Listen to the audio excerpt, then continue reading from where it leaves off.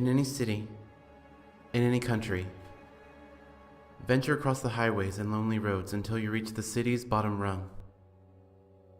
Walk among the ones society has cast away, beggars, and poor picked raw by the demands of those better off. Should you come across a scruffy man under a large oak tree holding a bottle of liquor in a paper bag, his shirt sweat-stained, and his pants muddied, do not be afraid to ask him if he knows of the one who calls itself the holder of Adversary. More than likely, he will smile knowingly at you, like an old friend with whom you've just shared an inside joke. Do not be alarmed. The man knows of the one you search for. The less fortunate of us often know things we never dream of. He will guide you to a manhole and casually slide the metal lid off with one grimy boot. Tossing you a small flashlight which flickers precariously, he will urge you down into the darkness. Once inside the putrid womb of the sewer system, you will come to realize that it bears no unpleasant scent. No scent whatsoever, in fact. But, turning on the flashlight and gazing at your surroundings, you will notice you are in a round room. On all the walls will hang partially decomposed bodies, their owners forever suspended in a state of half-awareness, feeling all the pain and horror of a body withering and rotting around them. Corpses litter the floor, and you may notice that one nearly touches you. Do not shrink back. To show cowardice would invite no creature or entity that you would do well to know. Once you have observed your surroundings, the smell will arrive. It will be the most awful thing you could imagine.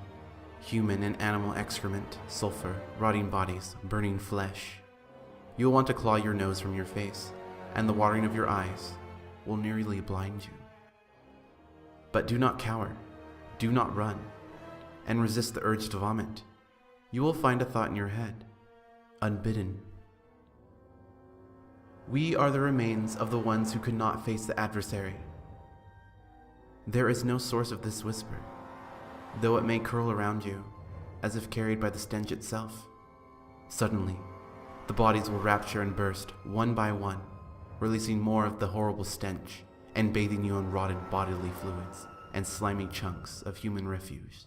The corpses then will sink to the floor, and what rises from the slurry is a creature of pure beauty, man, woman, or something else entirely. It depends on you yourself. It will not be possible to shake your gaze from this gorgeous naked human until you realize the creature is an idealized caricature of you.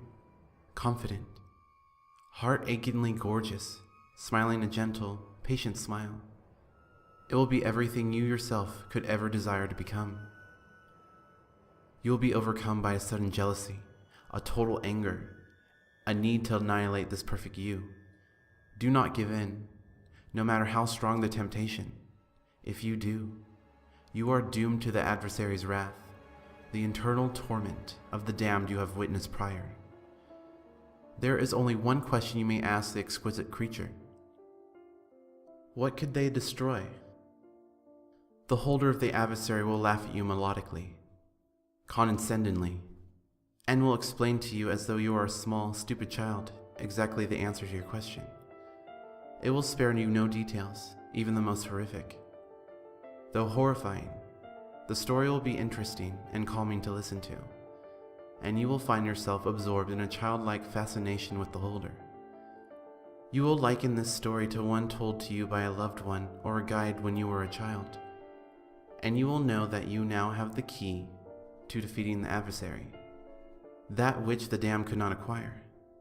At the end of the story, the holder will ask, smiling pleasantly, "What will you do now, my child?"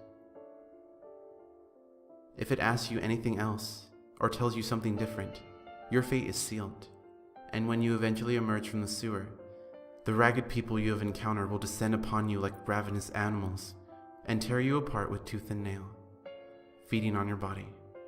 There is no escape, only the knowledge that it will happen.